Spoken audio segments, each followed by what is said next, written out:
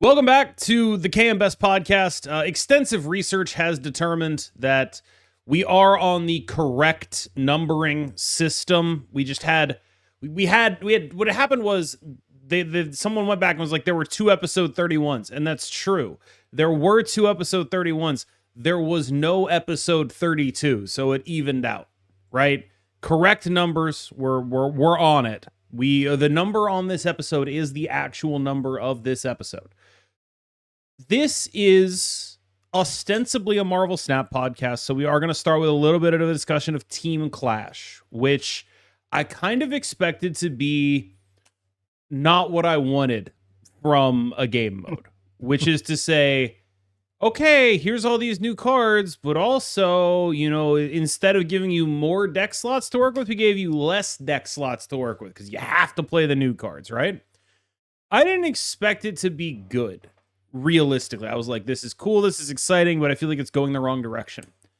And I almost want to do a mea culpa on that, because it turns out that the Marvel Snap player base absolutely loves that they don't have to make 12 decisions and instead can only make 6. I thought this would be a downside. It turns out... Are they aware of that? Are they aware that that's why they like it? Or are they just like, this format rocks? I mean, I think it's actually like pretty conscious, right? Like I've seen people talk about like, oh, what's really cool about this format is like the delta between a pre-con and a real deck is much smaller because there's only 6 cards differentiating them instead of 12 cards differentiating them, right? Or 11 cards differentiating them in the case of a pre-con and Grand Arena, right? Like it sort of makes the possible range of outcomes smaller. I'm going to offer a take, and this is sort of a take I already had, but I feel like I feel like I can actually offer it with confidence now and not just be like, this is kind of a thing I think. This is the hot location of game modes if hot locations were good. Huh. Premise. Marvel Snap players love easily solvable problems. That's my premise. I think that it would be weird to assume that they would keep doing hot locations if they weren't good for the game. And the fact that every streamer and like competitive player hates them, that's like totally normal. Like it's the fact that happens and they still keep doing them means that there is a significant portion of this player base that just is into that kind of thing. And the main appeal of a hot location is it is variety. That is a question that is very easy for you to solve in deck building. And it reduces the range of outcomes by limiting the amount of decks you're going to see and play against to the ones that best interact with the hot location. And I think that's a really good map onto Team Clash.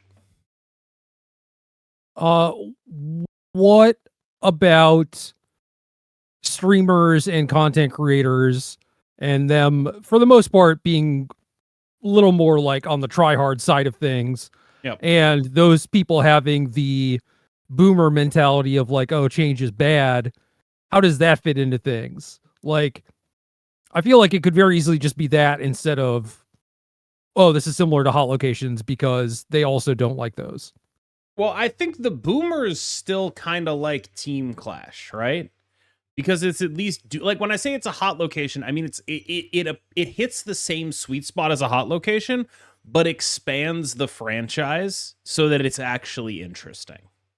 Like the fundamental premise of Team Clash is much more interesting to a boomer and or tryhard Marvel Snap player because there are 30 new cards for them to screw around with.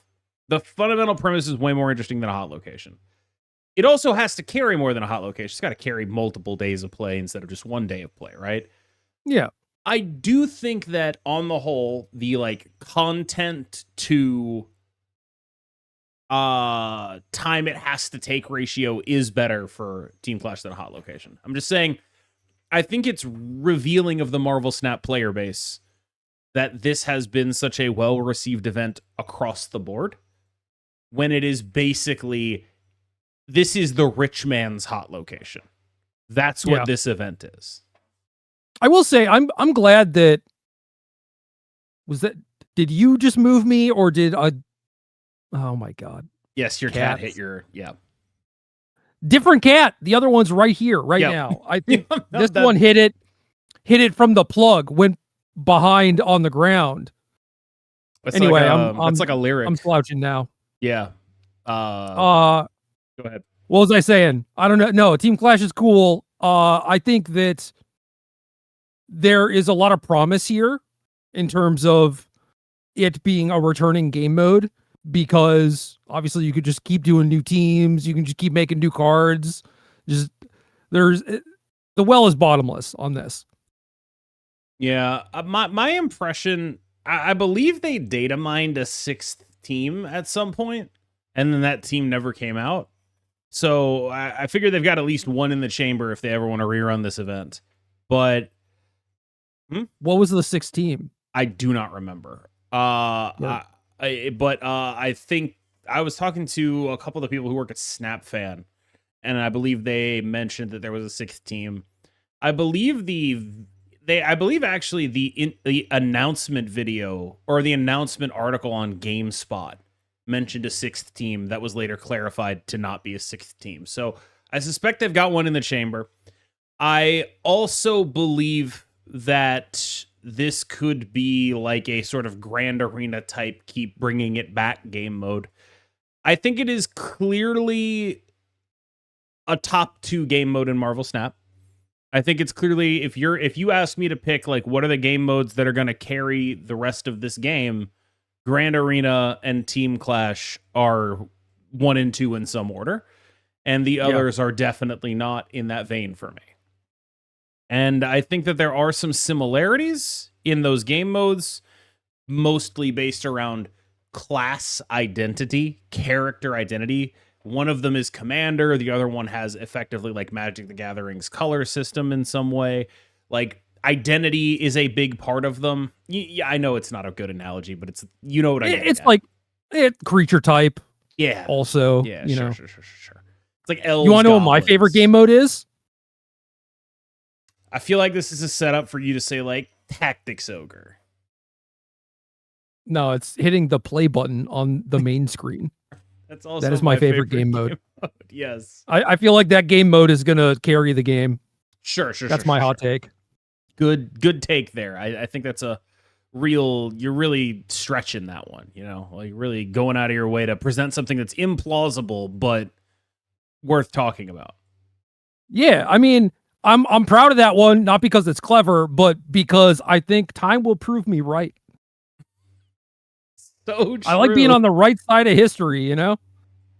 God, yeah, you know, there's just so many reasons to be proud of that one, and that is probably the best reason that you could have, you know, like that I just a lot of good things going on there for sure.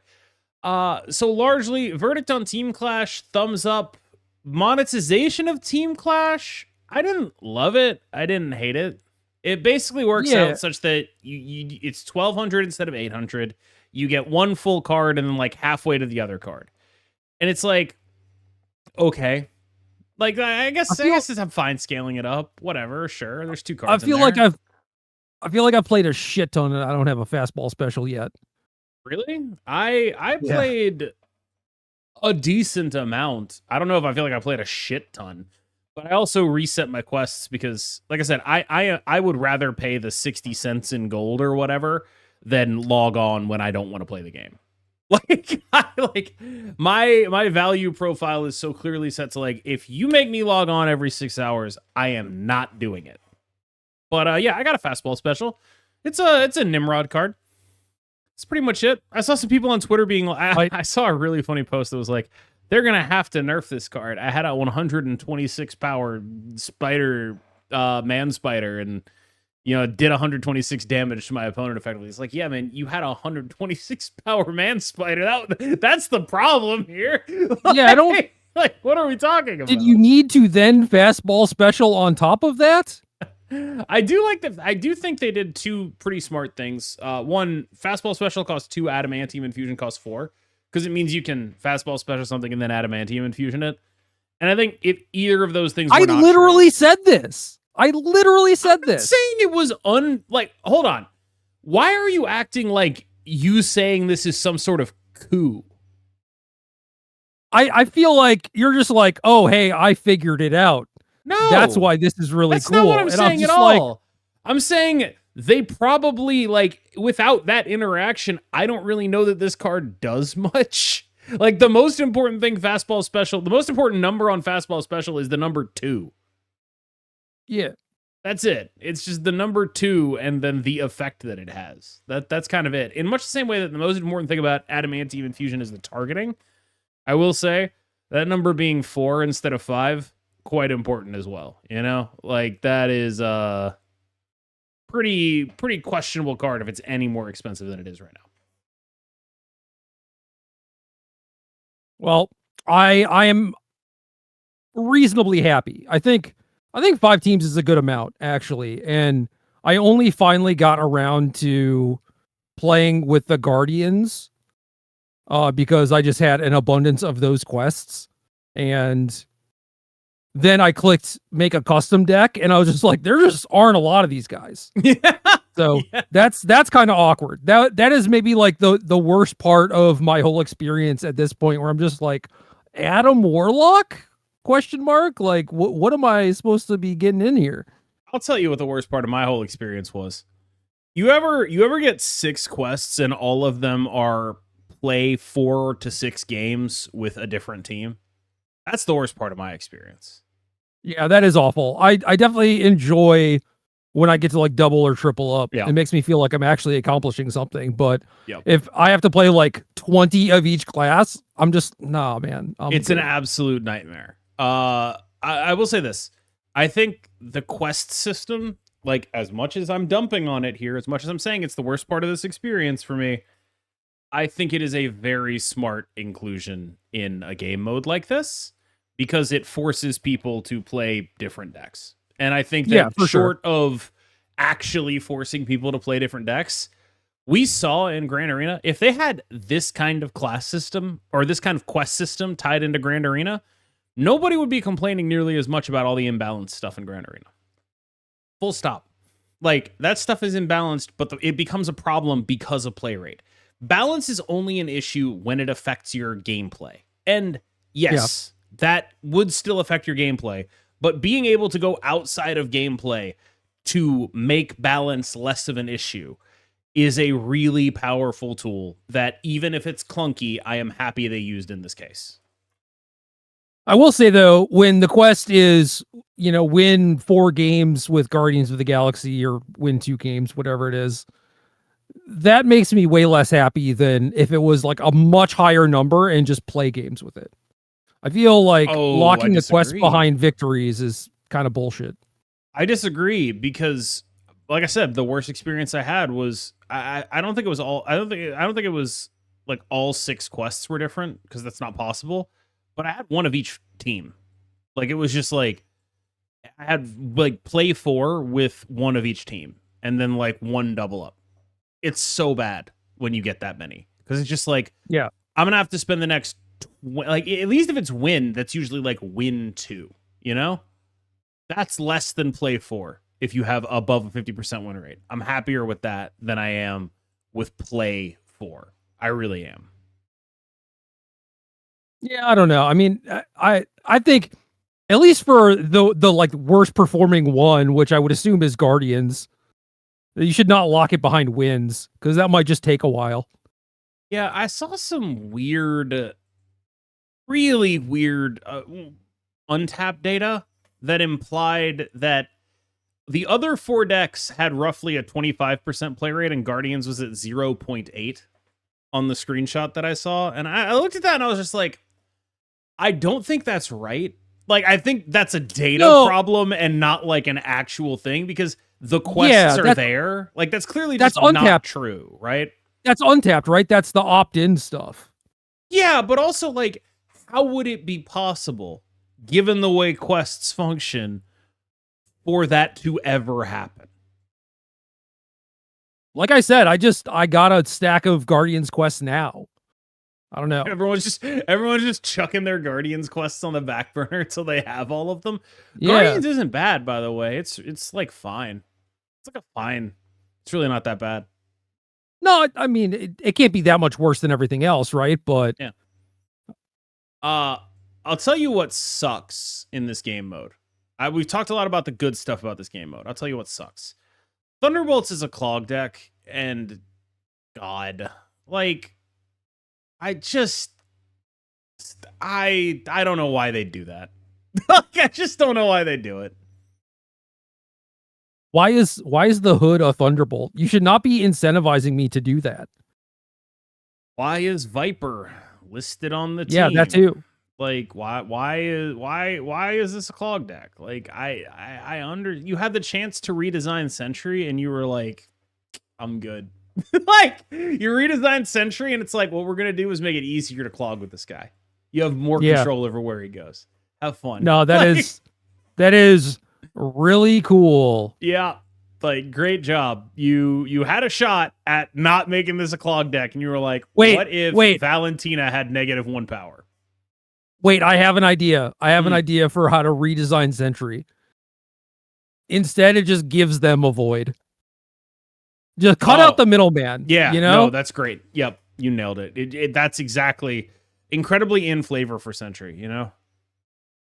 Like, he famously comes with no drawbacks. Yeah. Famously, like, well balanced and generally approachable and nice guy, the Sentry.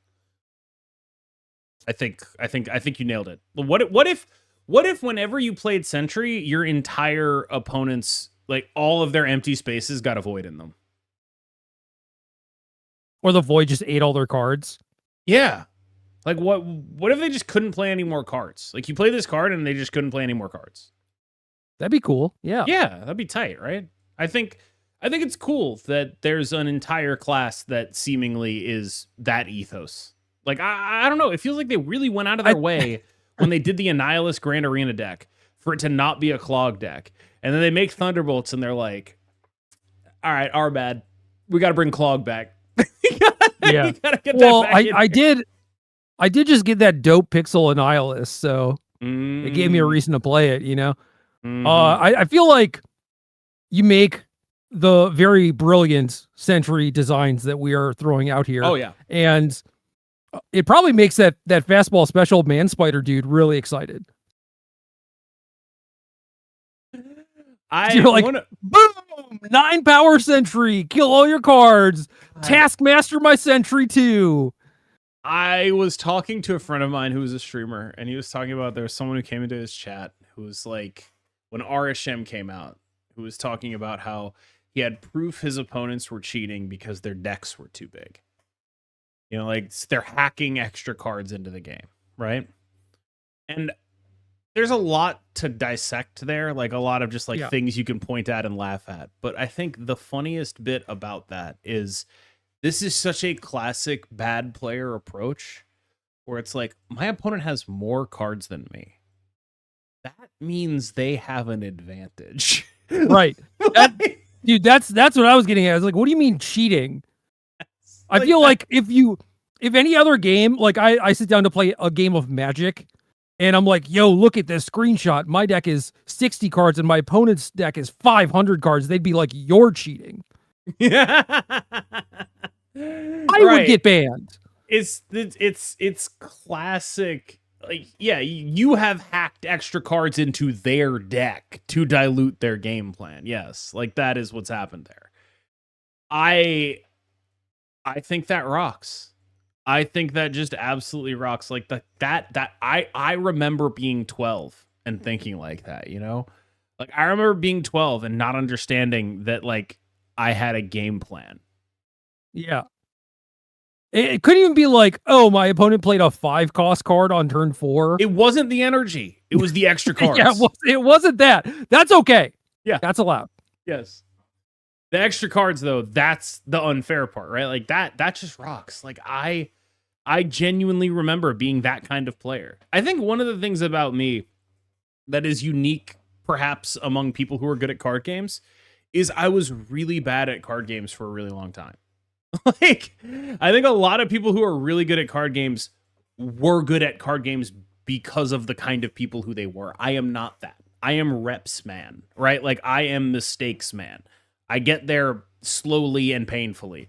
A lot of people don't do that. A lot of people are just born to this shit and intuit a lot of it. I have to learn it all. I think in part that is part of why I'm able to do what I do and talk about what I talk about in the way that I do, because I am able to explain things to someone who is worse because I have been the person who is worse, getting things explained to them in ways that made sense to me. Yep. I came from there too. It is shocking to me to see this kind of stuff and be like, yeah, I remember being that. I've been there. I've been there, dude. I feel you, brother. Like, I have been every kind of bad player, man. I have been every kind. I think it is genuinely true of me that, like, when I rag on this kind of stuff, I am doing so with full acknowledgement that I have been that person too. And I don't want to, like, I am in a way using this to dunk on the person that I was, right? The person that would, like, put a deck together off of MTG Salvation, never play it, and then be like, why am I losing? Like, what do you mean? What a ridiculous fucking question of what do you mean? How about you try playing your deck not on a coffee table? Like, good Lord. Like that kind of stuff. I've been every kind of bad player. I really have. So from like the extra options thing, I don't think I understood that you didn't want extra cards in your deck until I was probably 18. I don't think granted there was like 6 years of not really playing card games in there, but still. I think I understood that pretty early on, but it really got hammered home when I had like a good card in my deck. Yeah, you know, but it's like when all my cards were bad, it's just like, they're all the same, you know, but as soon as I have like one copy of Natural Order, I'm just like, yeah, I don't want to play 70 cards anymore. Like, let's figure out how to get this down to 60 because Yeah. I don't even think, because I think I had one copy of everything, but all my cards were terrible. So I don't even think I got to the having one copy of Natural Order phase. I don't think I got there until I actually started playing the game, and then it was like, okay, yeah, no, I understand this, right? Hey man, you busting out booster packs, you're gonna get something good, you know? My proudest moment of all time is I went to a game store looking to buy Krosan Cloud Scraper, which is the 1313 from Legions. They didn't have it in stock. Naturally. Of course. What did you expect? Yeah, like it's like a piece of shit garbage card that only an idiot like me would want. I buy a pack of Legions and I open the card. This is potentially the reason why I am addicted to card games now, is that exact moment. Is that happened. And shout out to that pack. That is genuinely what went down there. Shout out to me being a moron. That's so sick. I don't know that I've ever done that in my life. It's like spiked. Certainly I've been like, I want this card. They're like, we don't have it. I buy some booster packs. I don't get it. You know, that's happened maybe 1,000 times. But me just getting one pack and spiking, I would feel like a god. I don't think at the time I understood how insane that was. Like, yeah, I don't think I would have had the capacity to understand the odds at play there, you know? You're just like, oh, this is the expected result. Yeah, like it's awesome. I love gambling. This happens every time. Oh, that's so cool. Yeah, no, it's like I didn't. My parents wouldn't really get me cards in that way. I think they thought it was kind of stupid, which good point. Like, yeah, can't argue. I don't like when you talk about like a booster box. I didn't open a booster box until I was in college. It just didn't happen until I actually had some of my own money to do that with. It just never happened. So my experiences with boosters were actually pretty limited as a kid. A lot of structure decks in in my world. I had a lot of purchasing single boosters when I had, $450 in my pocket or whatever it was. And then my first tournament, I won a booster box as a prize. Ooh, so see, that's what I mean. It's like my first tournament, I won a booster box. No, that ain't me. you gotta be bad for longer, dude. Come on. Oh, dude, I was heinous. So it was the Invasion pre-release, and they had all these cards that were like 1 mana 1/1, but if you pay 4 extra mana, it has kicker and it makes it like a reasonable creature. And I just kept playing them shits on turn 1 and giving my opponent the beatdowns. Ah, yes. They call the strategy Sly, which, by the way, what a cool ass name for a dude to just randomly have. Yeah, Paul Sly, get out of here. That rocks. That's made up. Like that's so cool. It's just a really sick ass thing to be like, because it's just such a different from normal name that you think it's like part of Magic lore. You're like, oh, that's like referring to some creature or whatever, you know, like a creature type that they phased out, like Atog or whatever, a Sly. Nope, it's just some guy's name. That's cool as hell. I wish my name was... Or is that like is that a breakfast cereal in Lithuania? You know? Because all the Magic decks were named after breakfast cereals. Oh, God, that's actually true. Yeah, I mean, I feel like we should bring that back. I need to get like a list of 20 breakfast cereals from around the world to name different archetypes in Marvel Snap. I think that would be a good gag. You can try. You don't think it would be a good gag?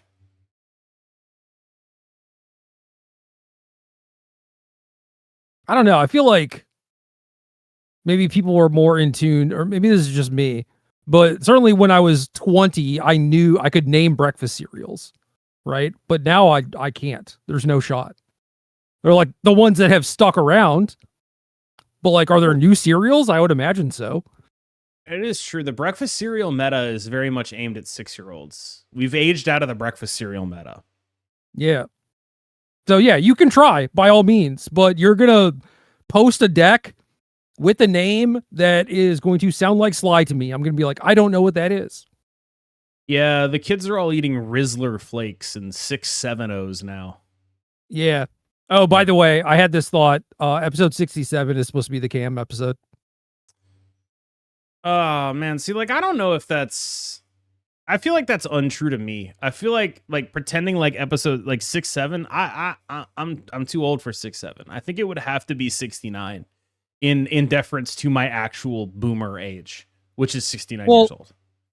Yeah, you made that reference, or you do make that reference, and you are the one that taught me that that was a thing. And then I made the mistake of leaving my house this weekend, and multiple people made a reference to that thing, and I understood what the shit they were talking about, which didn't make it like humorous or didn't make me appreciate it or anything, but I did understand what was going on. Might have just made me more depressed. Yeah, I mean, I think it's really indicative of you that you have a slightly less boomer person to translate 6 months old memes for you, you know? Like, that's really... Yeah. I think that's fine, you know? Like, another one that, I mean, this one's been around for years. Potential Man. Are you familiar with Potential Man? Nope. So the derivation of it is complex and goes back to like messy Ronaldo shit posting, but functionally in its modern form, it refers to mostly the character Megumi Fushiguro from Jujutsu Kaisen, who is constantly stated to have incredible potential and over the course of the series does absolutely jack shit. He meet Potential Man. 0 relevant moments, 0 actual wins, 7 long monologues about how he's going to summon Mahoraga on you. Like that just a lot of that type of slander comes from that template. So you'll see Potential Man a lot, right? That's like me. No, you just want underachieving white male. You want a Pro Tour. What? You'd be 017, not 007, right? But I do think it would be very fun to do one of these for you, where it would be like, you know, Meet Potential Man. This is used circa 2011. 0 Pro Tour wins. 0 Pro Tour top 8s. 7 different versions of Callblade. I think that would play. Like you circa 2011, right? Yeah, 7 different versions of Callblade and a shit ton of trophies that I threw away. Sure. For me, it would just be like 0 tournament wins, 0 actual good performances, 7 crashing out and accusing people of being a sniper. Like that's that's what it would be for me. Anyway, like largely, I enjoy that. I enjoy the Potential Man phrasing because I think it describes a lot of Marvel Snap cards. Like Absorbing Man, that's Potential Man. That card is Potential Man. Like that's look at all the cool things I'm going to be able to do with this. No, you're not. You're not going to be able to do any of that. We're just waiting. No, it's a card where it just gets better over time. They're going to keep. What are they going to do? Stop printing on reveals? No. Oh man, I love that to death because every card gets better over time. Like everyone's like one of the things you'll see with like an open-ended card is like just wait till they print the card that breaks this. You can say that about any card. It's like that's the other card. Not every card. Definitely a lot of cards, but like Aurora's coming out, and it's like saying like just wait till they print the card that breaks Aurora, which is a card with every ability in the game. It's like yeah, okay. Like, yeah, that would probably do it if they made an on reveal, activate, ongoing, end of turn. You know, that would probably do it. I mean, no, that's not even good because she would still just like +2 it, right? So I think she would +4 it. Would she +2 it? Because if she just +2s that, then why are we bothering with this card in Thanos at all? Because they function as wild cards. No, it checks per ability, right? Surely. Because the way it's worded is as it checks per ability, not per card. Which makes me think that it would work double. I don't know. All I know is that Aurora's got an on reveal, and therefore it is time to once again look at Absorbing Man. Look at that, dude. They made another card with an on reveal. Absorbing Man upscale. By the way, yeah, just all of the like general power scaling and slander stuff, I feel like is very... We should import some of that stuff to Marvel Snap discourse. I think these are useful conversations to have. Does that smell nice? That's how's my cat will try to do that every so often. Like she'll crawl up on me and then just turn around, and I'll just like turn her the full 360. She'll try to do a 180, and I'll be like, that is not happening. You are not like that. You get your face there, which is also probably dirty, and I put up with that anyway. Oh, KM cat update. New kitten. Oh, go ahead. Cats are like the cleanest animals, man. They're still animals. I've watched my cat lick her own butthole, and you were like, "Oh yeah, let me put We're that in animals. My face." Yes, we're animals. But I don't lick my own butthole, largely due to the lack of flexibility in my spine. Yeah. That is really the only thing stopping me from doing it. But it is a meaningful impediment to being an incredibly gross creature. Like you're making out with the cat. My cat actually genuinely has licked my lips before. That has happened. She is weirdly like, you're like normally like a cat that's very affectionate, like lick your nose or whatever. Yeah. I don't know if it's like the way my mustache is or whatever, but she sometimes will like try to gravitate downwards, and I'll have to stop her. I'll just have to be like, no, we can't do that. She will try to do it if she has the opportunity. I don't really know what she's going for there. If I had to guess, it's like some sort of infinitesimal crumb of food being left there, or the smell of it. But it is something that she has gone for before. It's like having a little predator in your house. You just like, you gotta. yeah. We won't talk about this one. You just gotta. Your cat is a big Joe Biden fan. She does sniff my hair a lot. Yeah. Your cat is built diff, but talk about the kitten.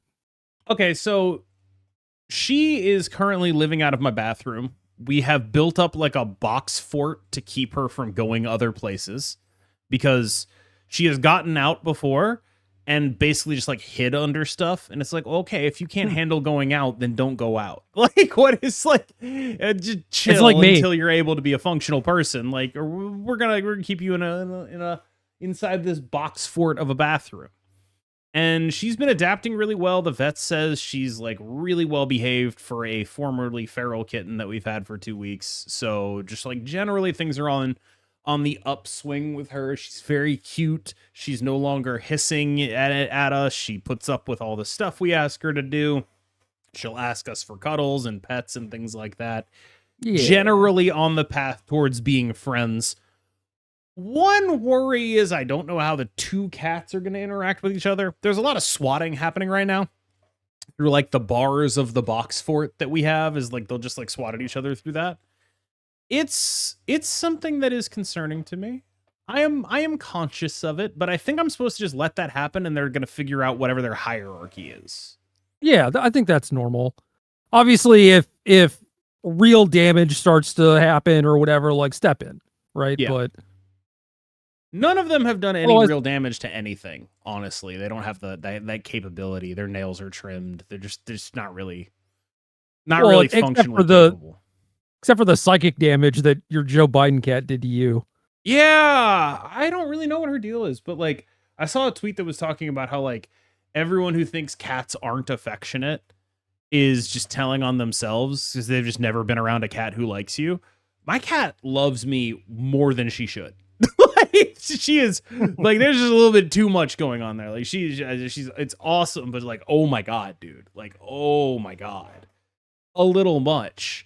What she'll also do is like my girlfriend will just be asleep and she will just jump up onto her and sort of sit on her neck and like just generally act as a scarf and just be there for several hours, which I would imagine is hell on the sinuses.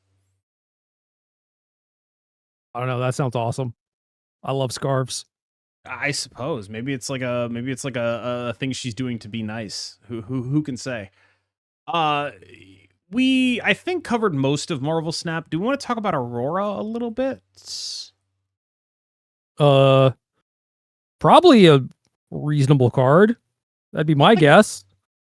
It's extremely Thanos coded, but weirdly, the question for me with Aurora is, why the hell is Kyra still a 3/4? Good question. That card should be a 3/6.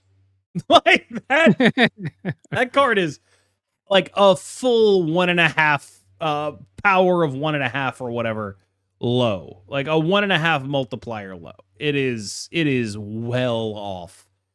And if I'm going to sit here and play Thanos in 2025, soon to be 2026, I just can't be playing a 3/4 Kyra. I'm sorry. Like, if the whole premise of this is to do this, is to like be a Thanos card and get all the stones that have the double ongoing and on reveals, all that, to make me do Aurora stuff, I'm out. Agent Coulson, Kyra, Crystal. When the hell did Ghost change? Ghost's change is super funny because they were like, we need a tech card for end of turn, and they were like, what if we made one that sucked? Like, it doesn't work. Why isn't this an ongoing? You know what my actual guess for why isn't an ongoing is they did it in like an OTA, right? They were like, we have like a 1 week turnaround on this. We need a tech card. It should be an ongoing. I'm 100% sure if they tried to code in an ongoing that did that, it would crash the game when you played Mysterio.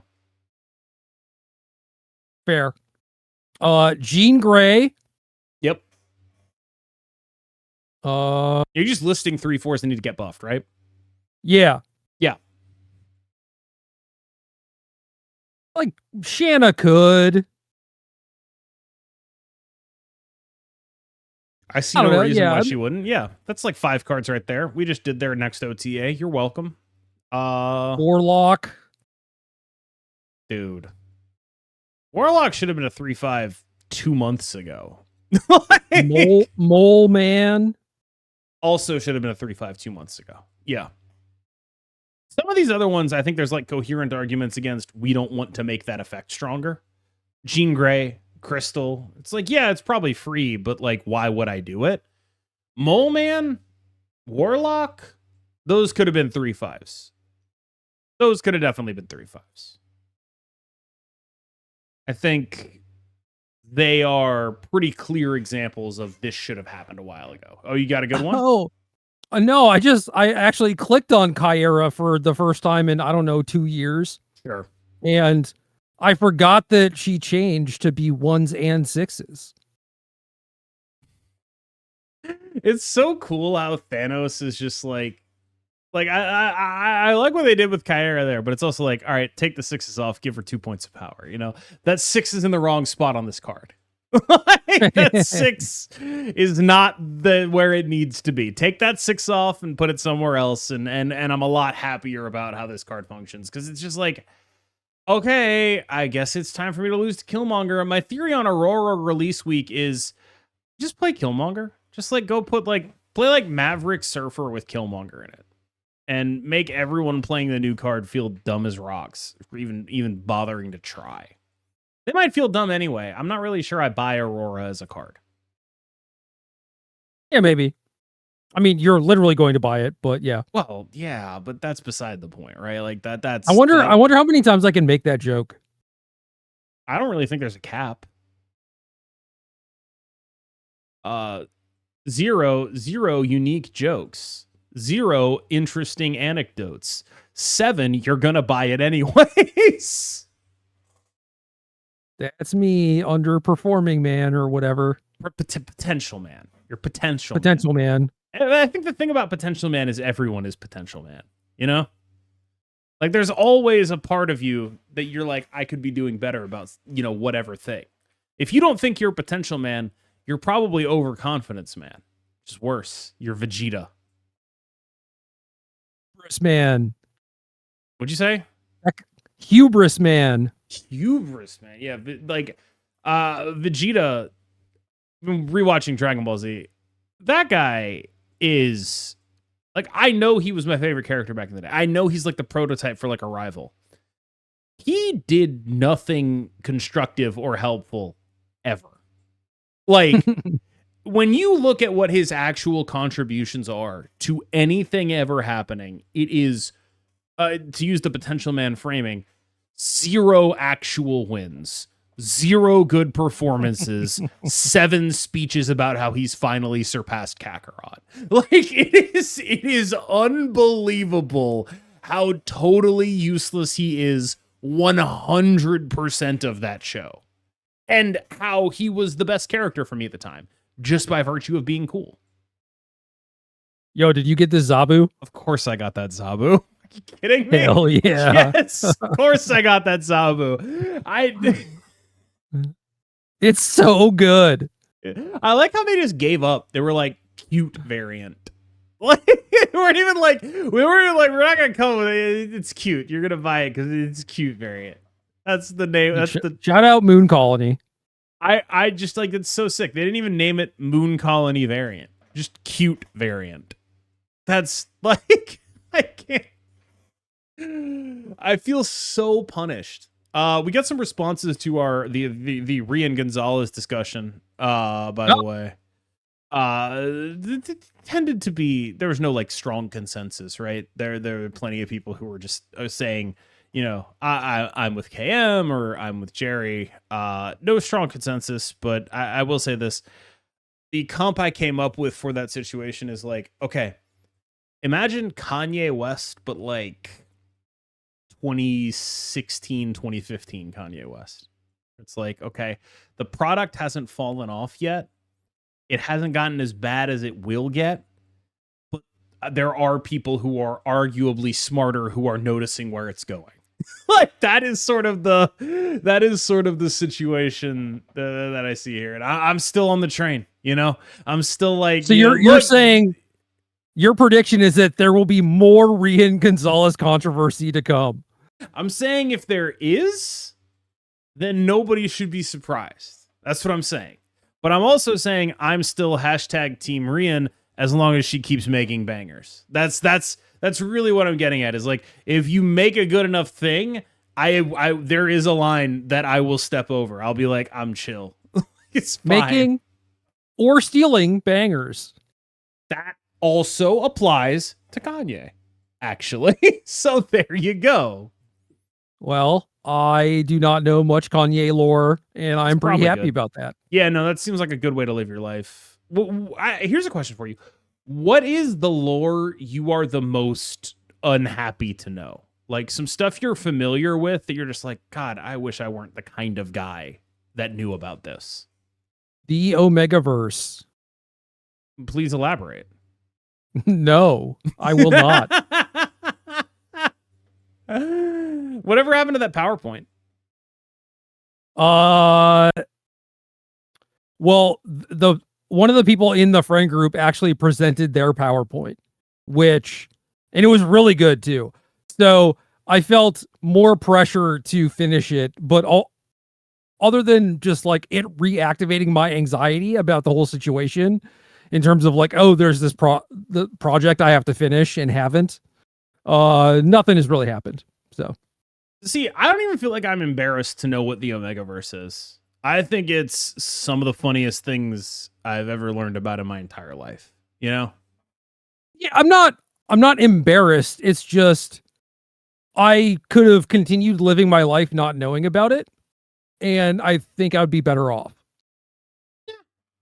I think the knowledge I have of the Omegaverse has brought only joy to my life, in the sense that it is really funny. Oh, yo. What are you yoing about? That's a very normal pixel Black Panther. Dude, I just got a pixel variant. Did you not get the pixel Black Panther from the event? From what event? Grand Arena. That was one of the ones. Oh no, I got the Annihilus, and that's all I played. But this is like the official pixel variant. I got Pixel Thanos, which I gotta say, them not doing Pixel Stones, kind of a whiff to me. Yeah. No, I agree. But okay, I'm sub 30 pixels until I have them all. No, it took me a while to get that. It's just like, there was a lot of code words in there, man. Like, I'm sub 30 pixels and I have to like parse out the 17 implications. I did see a couple of comments on your appearance last week. The one that stuck out in my mind was you are turning into a banker, like slowly anamorphing into a banker. A banker, what does that mean?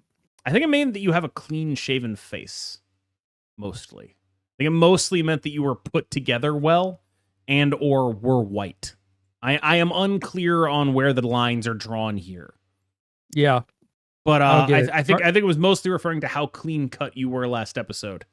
And how relative to the rest of your attire, you showed up extremely professional. They expected maybe to see you in like a nice polo this time around, and instead they got Under Armour and a t-shirt, if I'm guessing.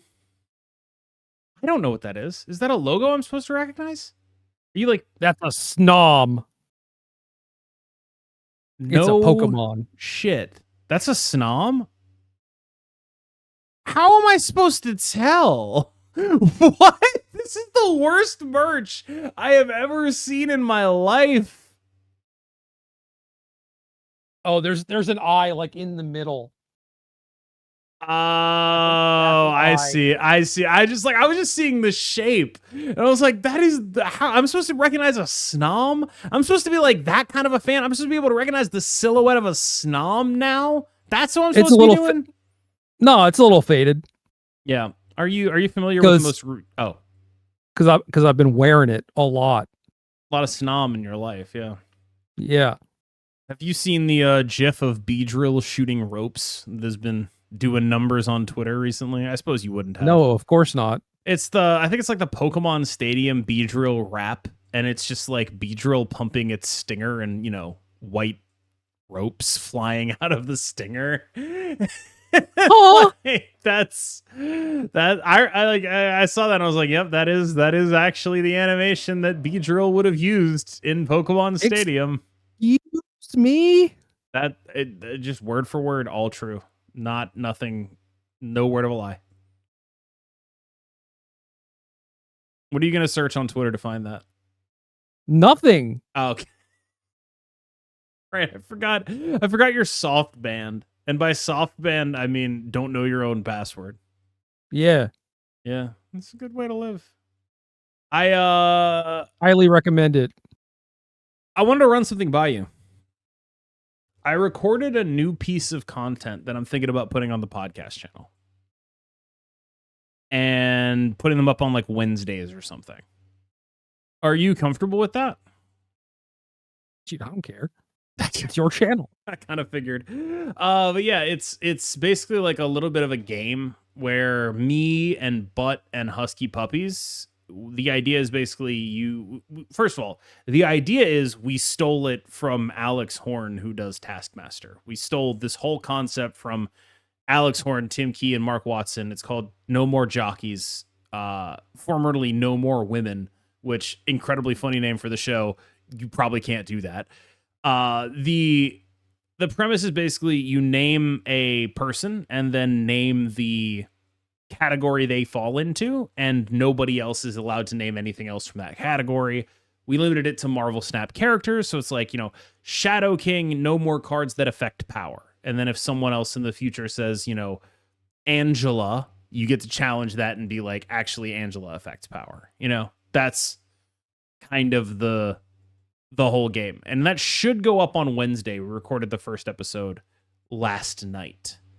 So that's the idea.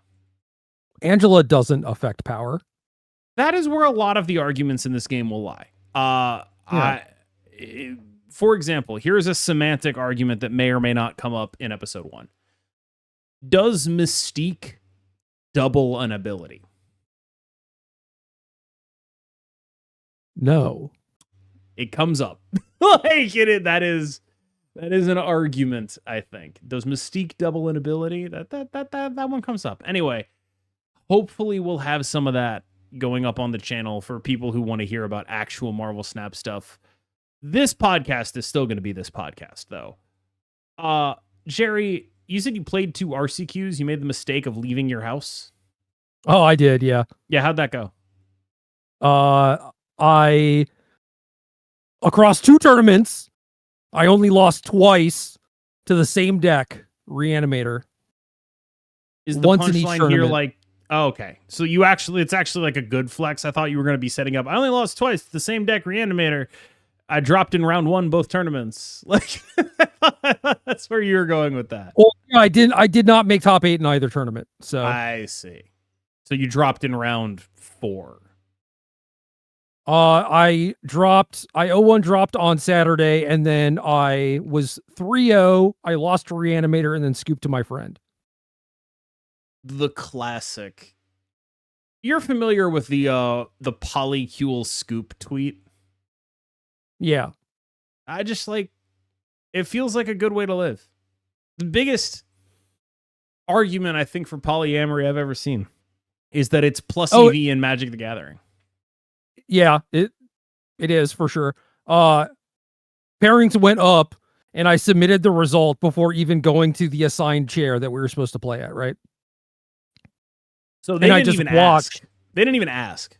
No, God no. And I got to watch them because they were playing games of either Riftbound or Flesh and Blood at the other end of the thing, hurriedly picking up all of their stuff because they knew the pairings had gone up and they have to go play. And I got to watch them walk up towards where the table was and then check their phone and then be like, oh, and then turn around and go and sit back down. How do you feel about Riftbound? I feel like there's an incredible amount of, I guess you'd say, hype around that game to the point that they're managing their events pretty poorly because the demand is so insane. I know very little about it. I saw that they had a 7,000 people try to register for an event that had 1,200 seats or something like that. And then after the event, I saw Jimmy Wong tweeted out that they the email that they sent was like, hey, you were in the middle of registering for this. Do you want to continue registering? And it's the reason he stopped registering was because it was full. He could not register for it. And they were like, hey, you stopped in the middle. Do you want to continue registering? And so like 6,000 people who tried to sign up got the actually dagger email, which is, I think, pretty sick. That is impressive. I think it rocks. I think that's a banger. Knock it out of the park. Like that's a very funny thing to do. I mean, I feel like Marvel Snap has done stuff like that before. I can't think of like a specific example, but like that kind of like step on rake feels like a thing that has happened fairly consistently. I got an email from MTG Arena about the subject header is all caps, action needed. Arena Direct prize withheld. And it says you won a prize in an Arena Direct event. You need to do this thing. Yeah. And it does not tell me how to do the thing. I saw my boy SUV tweeting about that. Like he got boxes that are supposed to be there and like he just had no idea how to get his actual boxes. Yeah. Yeah. And also like I've gotten prizes from this system before recently. So I don't know exactly what it is. It's like, a tax information validation, a TIN for US citizens. So I'm like, okay, maybe I'll go to my payout account and see if there's a thing to upload that information. There wasn't. See, like for me, I am such a pain in the ass about my tax stuff because like the last thing I want is for the IRS to be anywhere near me. Like I think a lot of card game players are very blasé about cash and paid in kind. I have no desire to do that because I report my stuff like self-employed. Dude, I talked to a guy who was offering me a job at the time. We talked about like how he was filing his taxes and he was just like functionally lying about what he used as his workspace so he could claim a larger workspace on his taxes. He was just like talking about it. It was just like, am I the stupid one? Like yes. One of us here is stupid and I feel like it's you, but apparently it's me for not lying on my taxes. Is everyone else just lying about their taxes? Like, am I the only person who's paying their taxes? If they're smart, they're lying on their taxes. Yeah. I mean, lying, not blatantly lying, like, oh, I'm not reporting this income or whatever, but like, certainly do the things that they allow you to do. I know, but what he's saying is, I do the things that I allow me to do, but there are like really stringent requirements on what you're allowed to claim as a workspace on your taxes. And he was just like, I claim my whole house. I'm just like, what the fuck? You can't do that. Like, are you just like hoping nobody notices? Like, I claim all this stuff on my taxes. It's just like, what? What do you mean? Claiming the entire house is pretty aggressive, but I feel like, I don't know, like my room right here, like this is my office. It is also my bedroom. That's the thing. I have to have a specific office because you can't use it for other purposes if you want to claim it on your taxes. The actual law. What if you live in a studio?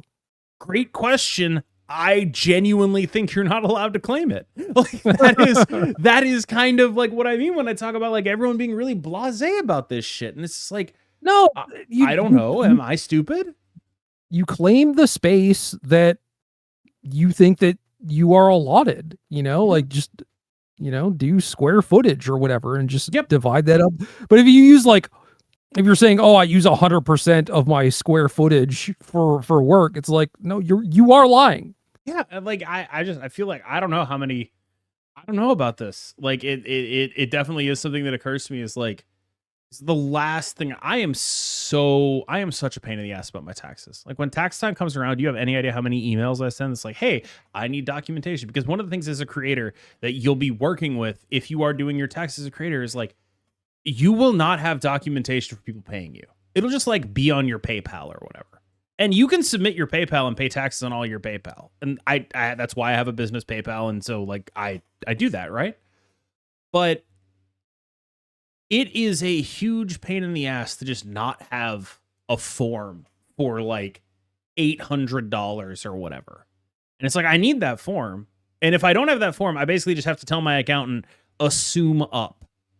just like add $5,000 to my income and call it that. Because otherwise, you guys have that form, but you just never sent me a copy of that form. The IRS has that form, but I don't have a copy of that form. So I just have to like guess upward, which I did that on my most recent taxes. I guessed upward, and turns out they sent me a little bit of money back. So good for me.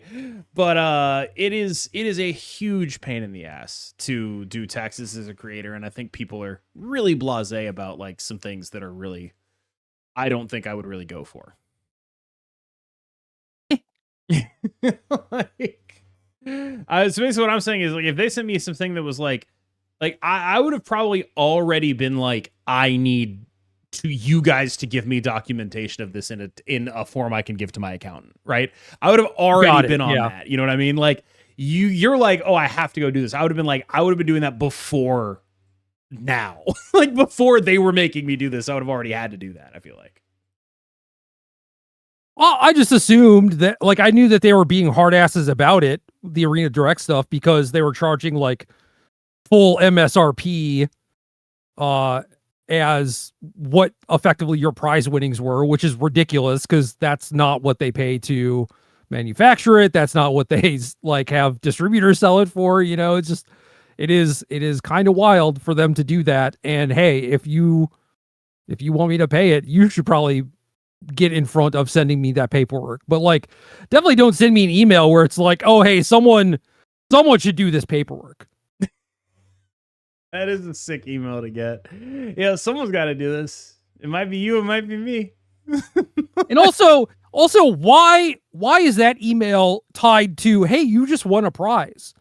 Why didn't you just send me that email before and not wait until I won another prize and then be like, hey, we are withholding your prize? Yeah. I'm honestly, like, I know this probably makes me even more of a boomer. I'm kind of shocked they have an event that you can play online and get free, like, actual stuff mailed to you. It just seems like a weird thing to have. I agree. Anyway, there's another one this weekend. I'm excited. How many bullets are you going to fire? Just over under yourself.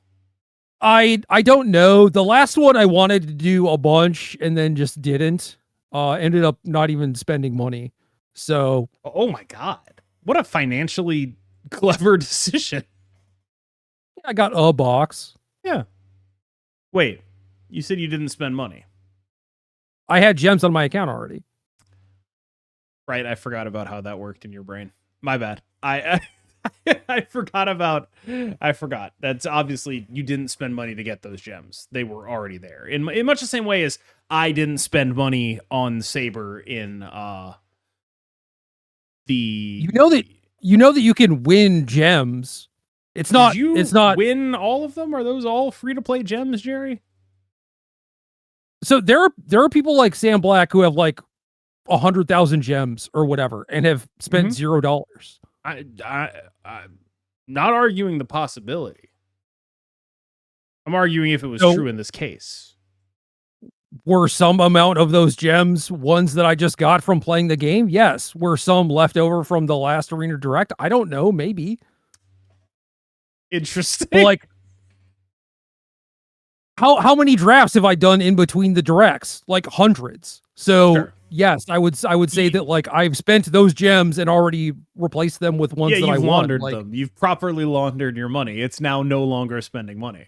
That's that. Yeah, hell yeah, dude. That's sick as fuck. Oh, dude, Marvel Snap needs a way for me to spend gold and get gold back, so that I didn't spend the gold in the first place. Oh my God, dude, I think you just invented a new crypto coin. You understand that I am up gems whenever I enter a draft, right? Yeah. I'm just doing... I think it's funny to keep this one going. That's like kind of the extent I don't get what you're saying. It's like, oh, you have credits on Marvel Snap? But I mean, like, oh, how much did you spend to get those credits? It's like, I don't know, man. Asked me the game gives me a shit ton of them. I did spend money to get those credits, though. Like, there's a 0% chance that the credits I have in Marvel Snap right now are 100% ethically sourced, grass-fed credits. Some of them came from whaling. Not a question in my mind. Had to have. Impossible for it to be any other way.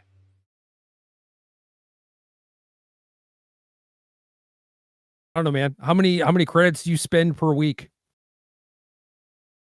I gotta tell you, I'm basically out of gold now because they haven't done a good gold bundle in a while, and I don't spend a lot of credits, but like they keep making variants that I really want to go get, and I've never been this low on gold, and I'm not gonna buy gold. I feel like I'm just gonna have to start missing out on stuff, but That's what I've been doing. So true. You think you're actually going to play this Arena Direct though? Is it Avatar? Yeah, it is Avatar. Sick. Avatar's cool. I think it's really cool how they seemingly put all the good designs in everything but Spider-Man. That's just like that's such a cool, like, I'm sure they didn't do it on purpose. It's just very funny that it worked out that way. So I needed cards this weekend because I've known that I was short stuff and I just never ordered it. Every day I'm like, oh, I'll order it tomorrow. And then it was like, oh, I got to go to the tournament now. Still not having the cards for my decks. And I'm building 2 decks, like one for me and one for my friend. And I go to this store and my plan was support my local game store. I'll buy product from them. And I was like, how much are your boxes? And they were like $210. And I was like, that seems high. And so a quick Google reveals that basically everywhere else is selling them for $130. Dude, running an LGS must be so sick. I mean, like, yeah, it all goes to paying rent. I get it, but still. So, like, I want to support my local game store, but you're just making it impossible for me to do that. It is sort of the problem with like selling what is a product you can order over the internet in a physical retail space, being that you have to pay rent on that physical retail space. Yeah. And so you're fundamentally only able to make that up in raising the prices of things, or in the case of one of my local game stores, having a shockingly good food selection. Like there's a place that I used to go to that they would do pizzas that were like handmade in the back. It was sick as hell. I have no idea what cleanliness standards they adhered to, but the pizzas were good as hell. It was great. And I was like, that's a great way to try to make up the gap, because you're going to be there on a Friday night playing Magic. You're going to be there for 4 hours. Only thing is the food is quite greasy, probably a bad thing to play Magic cards with. But you still, like, it is awkward that they are selling a product that can get shipped to your house out of a retail location. The business model doesn't make a ton of sense. Yeah. So I messaged my friend. I was like, 210 is outrageous. I'm not doing that. And then he told me to go to Micro Center, which is a place I have never been to before. And sure enough, they had boxes for $130, and they also had Spider-Man boxes for $90. They were like, please, dear God, buy our Spider-Man shit. And then we buy this Avatar stuff, and we're walking up to the register. It's one of those things where it's like they have to give you a form and like take it out of the case and whatever, all this bullshit. And in front of the register, there is just a wall of Spider-Man like packs and bundles, and it's like they've had it for months just sitting there, and it looked untouched. No one has been like, ooh, impulse buy a Spider-Man thing. I just feel like there is a number at which a box will be cheap enough that just like the appeal of opening a box will get me to do that, I think. The problem is all the cards are bad. Is it really like literally 100%? Like, would opening a box of Fallen Empires be exciting to you? Yes. Oh, dude, I would do a Fallen Empires draft with a box of Fallen Empires. Crazy. That's not entertaining to you? The idea of doing a triple Fallen Empires draft is not like, that doesn't sound sick as fuck to you? Not in the slightest, no. Really? I just feel like the novelty alone would be like an appealing thing to me. Dude, in the year 2000, when boxes of Fallen Empires were on the shelf of my LGS for like $15, even then, it might have been like $30 or something. But either way, it was just like they're trying to give it away, and there was no novelty then. Certainly, there is no novelty now. I feel like if Spider-Man were just like a normal MTG set that wasn't Spider-Man gimmicked, I would buy a box of that for $90. I would be like, let's have fun. I got great news for you. Really? What you could do that right now with Ether Drift. But that's also gimmicked. Like when I say a normal Magic set, Ether Drift is like the opposite of a normal Magic set. Ether Drift is like a Universes Beyond set that isn't a Universes Beyond set. Ether Drift is Ether Drift is the slow death of fantasy settings in Magic the Gathering. I don't like that set. I don't like the Haunted House set. I don't like that stuff. I don't like it. Give me swords. If there aren't swords happening, I'm not into it. Duskmourn is actually only bangers. It is only powerful cards. I don't care about the power level. Like, this is a purely flavor whiner thing. Once you start doing, like, what is it? There's like a flashlight in Duskmourn. There's like a bunch of 80s movie tropes. You can't get that modern for me in Magic. You can't do it. You could do... I'm right there with you. You can't do it. Like, I think the Phyrexians are a great example because when I say something like, you can't get that modern in Magic, you're like, what about these futuristic robot dicks, right? They weren't modern. They were like archaeotech.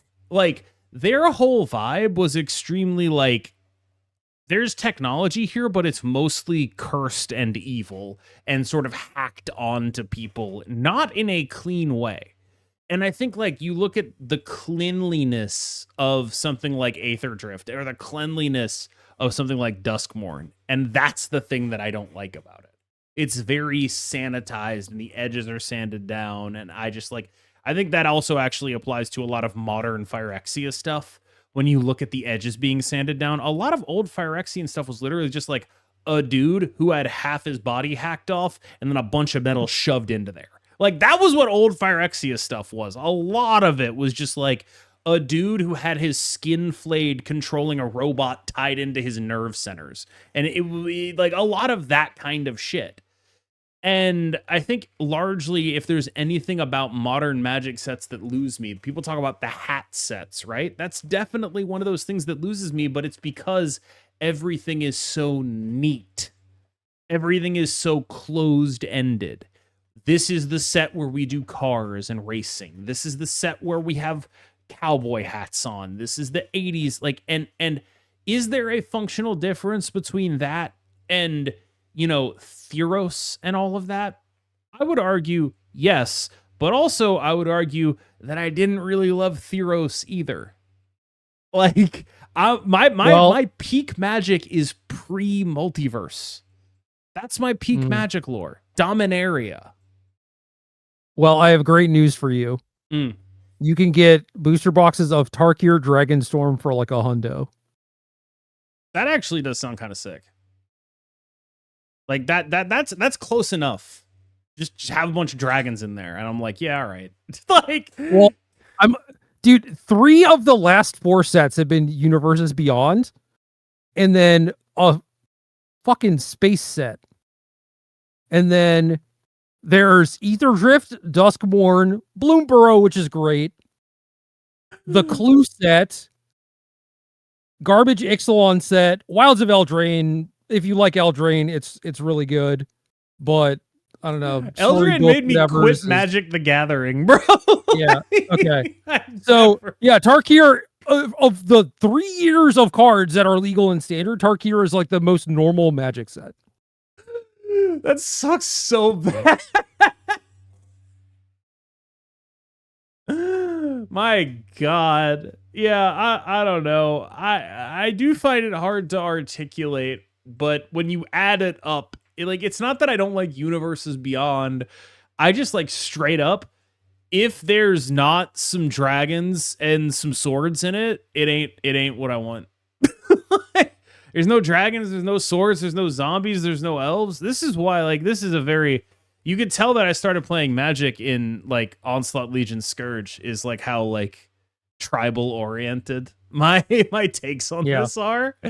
But like that is just like that is what Magic is for me, and all of this other stuff is just not what it is in my head. It's just like it's dissonant with that stuff almost. It's not like it takes away from it, but it contrasts with it in ways that I think are unflattering for the newer stuff. Dominaria United can get for maybe a little over 100. I have mixed feelings about the Dominaria set from, was it 2017? Because of how incredibly ass the lore was for it. I've told you about this, right? They go straight from this incredibly well thought out Jace Vraska Ixalan story right into a we need to get the MacGuffin Dominaria story, and it's like, oh god. And like the Dominaria story I think is especially like indicative of where their relationship is with Dominaria, because for me it's like what Magic is, and for them it's just like it's the generic plane. Counterpoint though, the limited for that set was pretty fun. I played a little bit of that limited actually, so I can sort of agree with it. It was the first time they really got into like signpost uncommons as like a big part of the set. I feel like a lot of those like legendary 2-color dipshits, there's so many of those now. Yeah, I mean those are pretty normal for every set. I also feel like that was not like the first time they've done that. When would you say the first time it was just like, because I feel like with Dominaria, it was just like, this is, every set is going to look like this now. Every set is like, here's a legendary in 2 colors, 1 color, 1 CC. Like, and it is like, this is your build around for your draft deck. 1 CD? Yeah, 1 CD, sure. Yeah, okay. I don't know, I'm looking at stuff and like, Magic Origins, for example, I believe had that kind of shit. Okay. But yeah, like that stuff, like that's like, to me, that's just like what draft is now, or like, I don't know, like not like New World Order of draft, but like designing in that way feels like they took a huge step forward for understanding how to make cards in that format. I think it's, I think arguably like if you're like a boomer, you probably think they made it too easy, you know? Like, oh, they dumbed it down. You know, you think that about everything if you're a boomer. So, you know, that's whatever. Yeah, Origins has this red-green guy that wears powers equal to the amount of lands you have. Yeah. And a white-black thing. As long as you control an enchantment, this gets bigger and lifelink. Thing that, other creatures with flying get +1/+1. Yeah, Origins did this shit. Love it. Okay, so shout out to Origins then. Can't even give Dominaria credit for that. Dominaria had a lot of them that were... Was Dominaria the first one where they were just like all legends though? Yes. Yeah, okay. That was definitely the first time they did that. And that was very meaningful, did impact the format a lot. A lot of the cards referenced legends and yeah. Yeah, shout out to Kethis the Hidden Hand. The greatest standard combo deck that ever existed for 3 months. What an absolute... Technically modern legal. Just got it. I mean, yeah, you're right. That's just the best way to use a Mox. Well, actually, I guess we use Mox Amber, but surely there's a stupider thing to do with those cards in modern. Like, there's just got to be something dumber than Kethis the Hidden Hand. You are correct. World's greatest deck to play on MTG Arena with the controls MTG Arena has. So sick that you have to do all these game actions in that way. There is an Arena Championship this weekend. Yeah. Which is like the Arena Pro Tour. Okay. And the format was timeless. I kind of know what that is. It is Arena's form of Vintage. And I got to listen to some Zoomers talk about like, oh, like our team came up with this cool deck. It has necropotence and dark ritual and ways to gain life. And I was like, yeah, man, sounds super sick. Wow, you figured out some cool shit to do. You sure did. Yeah, I mean, I think that's what I would do if I were a Zoomer. I would be, because like that's double value. First of all, for people who don't know, that's good branding. You know, they'll be like, oh my God, they invented Necro. For people who do know, it's daggering you as being a boomer. Like, oh yeah, you're gonna be mad, boomer. All right, okay. It's purely plus EV if you're them to talk like that. I think.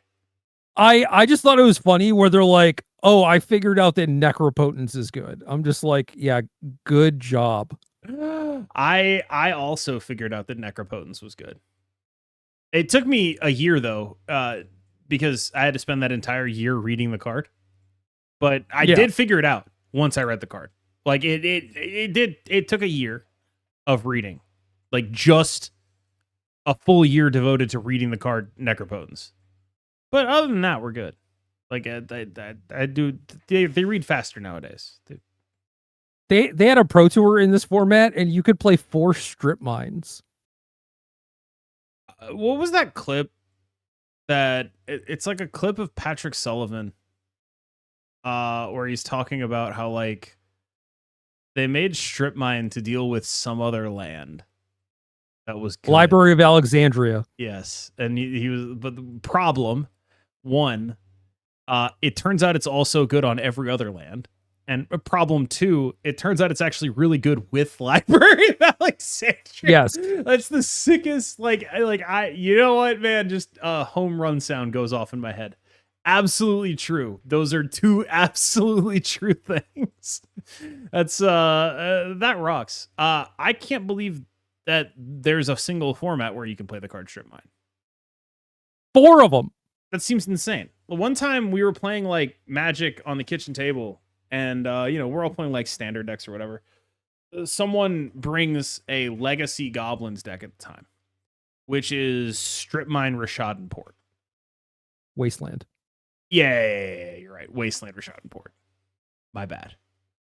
And just like ruthlessly beats the shit out of us. Like it's like that was a big experience. Be like, oh, okay.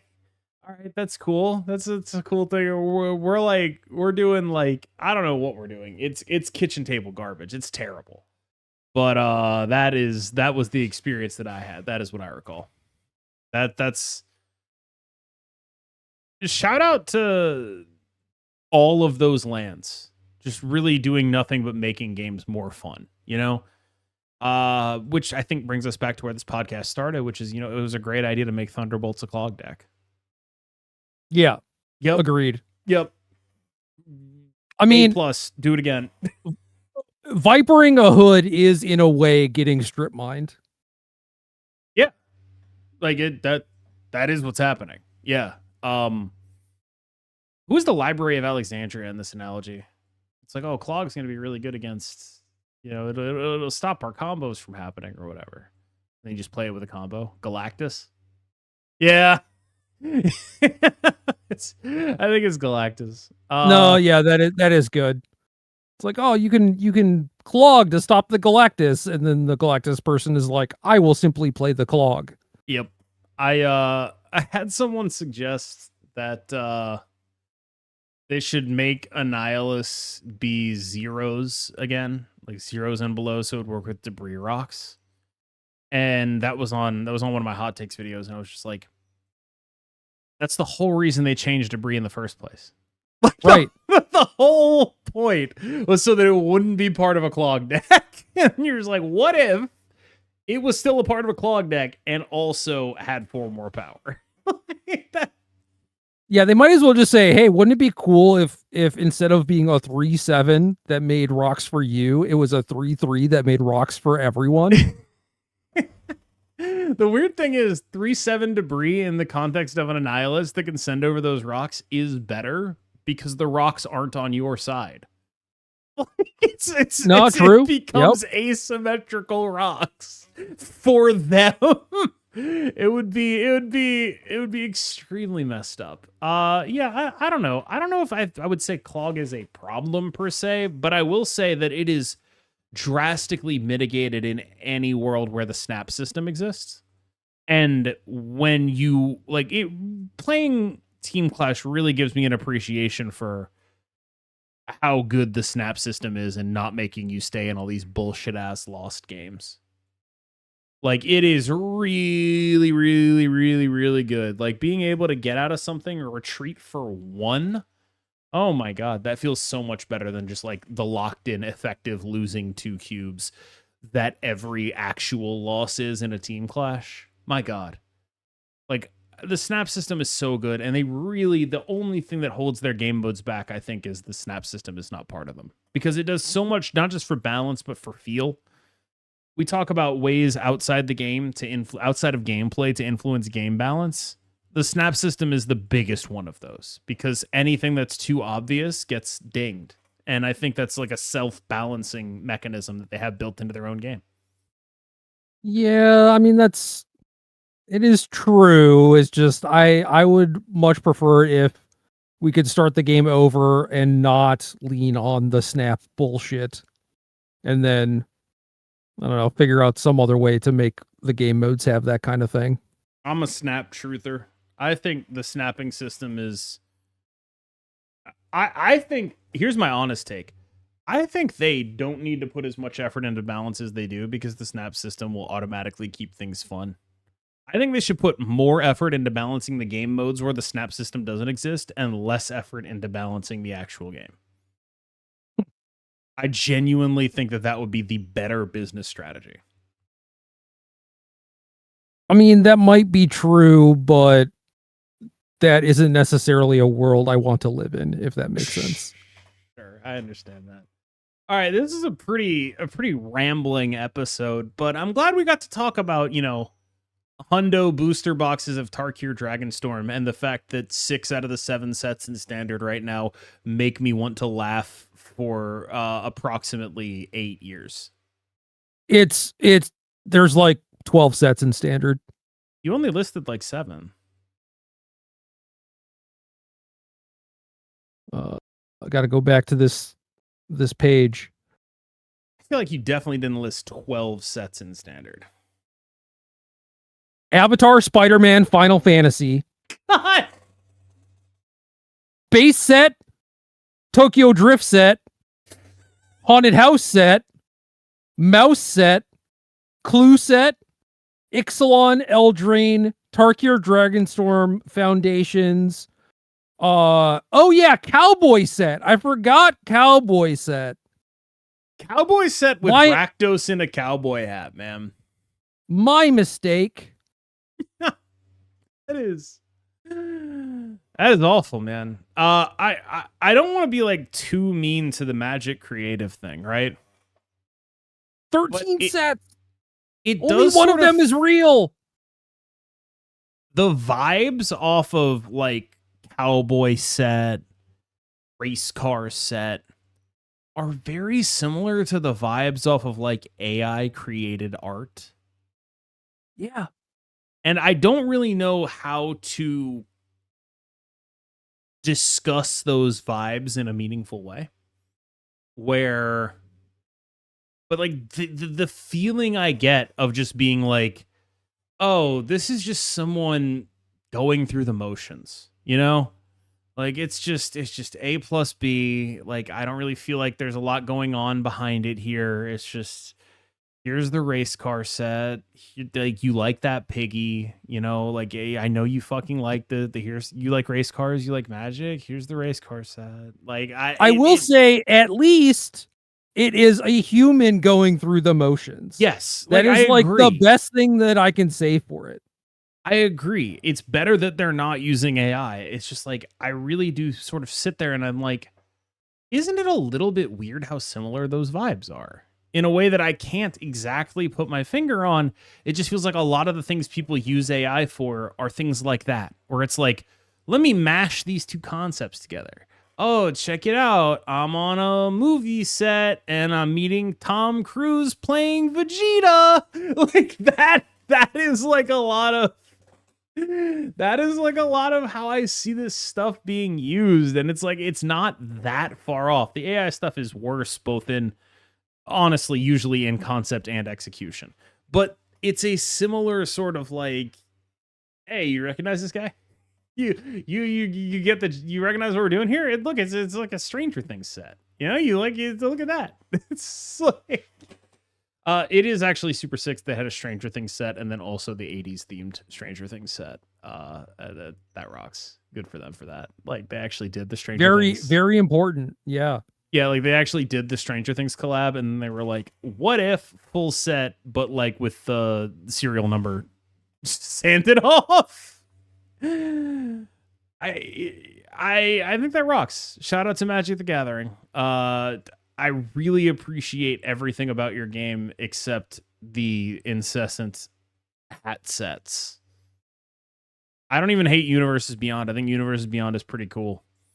But the hat sets, I think they're worse than Universes Beyond for my personal aesthetic taste. Because I think, honest to God, a lot of the UB stuff, they do a pretty great job on delivering on the fantasy of the cards. It's nice to see professional designers doing like our custom Magic shit.